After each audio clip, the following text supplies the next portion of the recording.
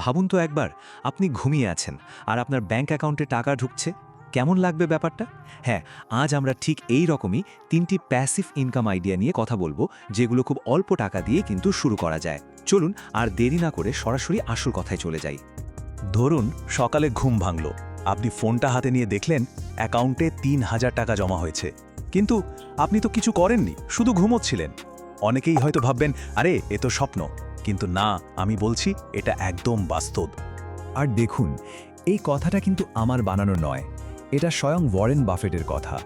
উনার এই একটা লাইনই যথেষ্ট এটা বোঝানোর জন্য যে প্যাসিভ ইনকামের গুরুত্ব ঠিক কতটা। এটা শুধু বাড়তি কিছু টাকা রোজগার নয়, এটা আসলে আপনার ফাইন্যান্সিয়াল ফ্রিডমের দিকে প্রথম ধাপ।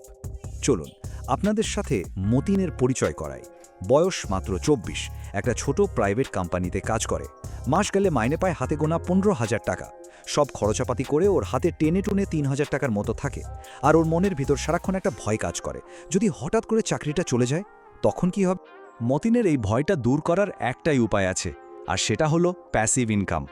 আচ্ছা, প্যাসিভ ইনকামটা আসলে কি? খুব সহজ করে বললে, এটা এমন একটা সিস্টেম যেটা আপনি একবার শুধু বানিয়ে দেবেন, তারপর ওটা থেকে নিজে থেকেই টাকা আসতে থাকবে। এমনকি আপনি যখন আর কোনো কাজ করছেন না তখনও। ব্যাপারটাকে অনেকটা একটা লিচু গাছের মতো ভাবতে পারেন। দেখুন, গাছটা কিন্তু আপনি একবারই লাগাচ্ছেন, কিন্তু বছরের পর বছর ধরে ফল পাচ্ছেন, তাই না? এমনকি আপনি যখন ঘুমিয়ে আছেন তখনও তো গাছটা ফল দিচ্ছে। প্যাসিভ ইনকামও ঠিক এভাবেই কাজ করে। খাটনি একবার, কিন্তু ফল পাবেন লম্বা সময় ধরে। তো চলুন এবার আমাদের প্রথম আইডিয়াটা দেখে নেওয়া যাক। এটা হলো রেন্টাল বিজনেস, বা সোজা কথায় ভাড়া দেওয়ার ব্যবসা। মানে এমন একটা ব্যবসা যেখানে আপনার নিজের জিনিসই আপনার হয়ে টাকা কামাবে।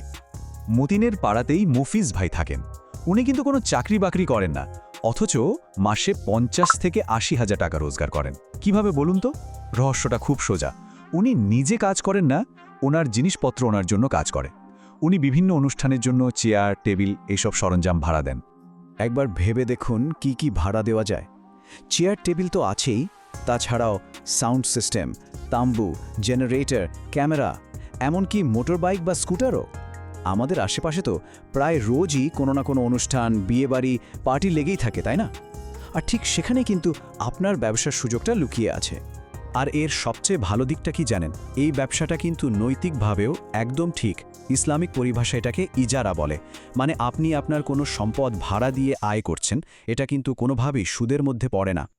আচ্ছা, এবার আসি আমাদের দ্বিতীয় আইডিয়াতে। এটা হলো ডিজিটাল প্রোডাক্ট। আজকের এই ডিজিটাল যুগে এটা কিন্তু একটা অসম্ভব শক্তিশালী উপায়। আর এখানে আপনার সবচেয়ে বড় অ্যাসেট বা সম্পদ হলো আপনার নিজের জ্ঞান। এই যেমন ধরুন মিষ্টির কথা, ও রান্না করতে খুব ভালোবাসত। তো ও কি করলো? নিজের সেই ভালোবাসাকেই কাজে লাগালো। একটা রান্নার রেসিপির ইবুক বানিয়ে ফেলল। দাম রাখলো মাত্র ৯৯ টাকা। আর বিশ্বাস করবেন, এখন ওর 4টে ইবুক থেকে মাসে ২৫,০০০ টাকা এমনি এমনি চলে আসে, কোনো বাড়তি খাটনি ছাড়াই। একটু ভাবুন তো, আপনার নিজেরও তো নিশ্চয়ই কোনো না কোনো বিষয় জ্ঞান বা দক্ষতা আছে। হতে পারে সেটা রান্না বা ইংরেজি শেখানো, বা হয়তো আপনি খুব ভালো সিভি বানাতে পারেন। আপনার সেই জ্ঞানটাকেই একটা ডিজিটাল প্রোডাক্টে বদলে ফেলুন। একটা ইবুক বানান বা কোনো টেমপ্লেট। এর জন্য কিন্তু খুব বেশি কিছু লাগে না, শুধু আপনার কিছুটা সময় আর ইচ্ছেটা দরকার। আর ডিজিটাল প্রোডাক্টের আসল ম্যাজিকটা কোথায় জানেন? আপনাকে এটা বানাতে হবে মাত্র একবার, কিন্তু বিক্রি করতে পারবেন সারা জীবন ধরে বারবার। মানে কোনো এক্সট্রা প্রোডাকশন কস্ট বা তৈরি করার খরচই নেই। ওকে, চলুন এবার আমাদের ৩ নম্বর আর শেষ আইডিয়াটা দেখে নিই। এটা হলো স্মার্ট পার্টনারশিপ। মানে এখানে আপনি নিজে কাজ করবেন না, বরং অন্যের দক্ষতার ওপর আপনার টাকাটা ইনভেস্ট করবেন। ওয়ারেন বাফেটের ছোটবেলার একটা খুব বিখ্যাত গল্প আছে, হয়তো শুনে থাকবেন। উনি কি করেছিলেন? একটা সেলুনের দোকানে একটা পিনবল মেশিন বসিয়েছিলেন। দোকানের মালিক জায়গা আর কাস্টমার দিয়েছিলেন, আর বাফেট দিয়েছিলেন মেশিনটা। যা লাভ হতো দুজনে ভাগ করে নিতেন। ব্যাস, এটাই হলো স্মার্ট পার্টনারশিপের একদম সহজ উদাহরণ। এর ফর্মুলাটা কিন্তু একদম সিম্পল। ১, আপনার পুঁজি। ২, আপনার পার্টনারের দক্ষতা। আর ৩, দুজনে মিলে যা লাভ হবে সেটা ভাগাভাগি করে নেওয়া। মানে আপনার টাকা আর অন্য একজনের দক্ষতা, এই দুটো মিলে আপনাদের জন্য আয় তৈরি করবে। একটু খুঁজে দেখলেই আপনার এলাকাতেই এমন অনেক দক্ষ লোক পেয়ে যাবেন। ধরুন কেউ হয়তো দারুণ রান্না করেন, কিন্তু একটা দোকান দেওয়ার মতো টাকা নেই। বা কেউ হয়তো খুব ভালো দর্জির কাজ জানেন কিন্তু একটা মেশিন কেনার সামর্থ্য নেই। আপনি কিন্তু আপনার পুঁজি দিয়ে এদেরকে সাহায্য করতে পারেন। আর জেনে রাখুন, ইসলামিক নীতিতেও এই ধরনের পার্টনারশিপকে মোদারাবা বলা হয় এবং এটা কিন্তু সম্পূর্ণ হালাল বা অনুমোদিত। এখানে সোজা হিসাব, একজন টাকা দিচ্ছে আর একজন তার শ্রম বা দক্ষতা দিচ্ছে, আর লাভটা দুজনে মিলে ভাগ করে নিচ্ছে।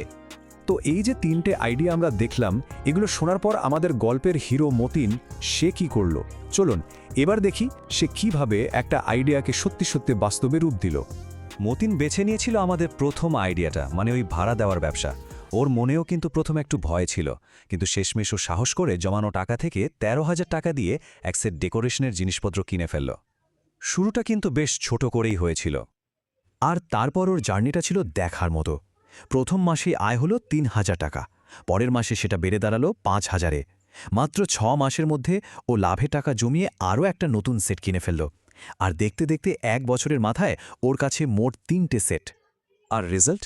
আজ মতিনের চাকরির মাইনে আর এই প্যাসিভ ইনকাম দুটো মিলিয়ে মাসে আয় 35 থেকে 40,000 টাকা।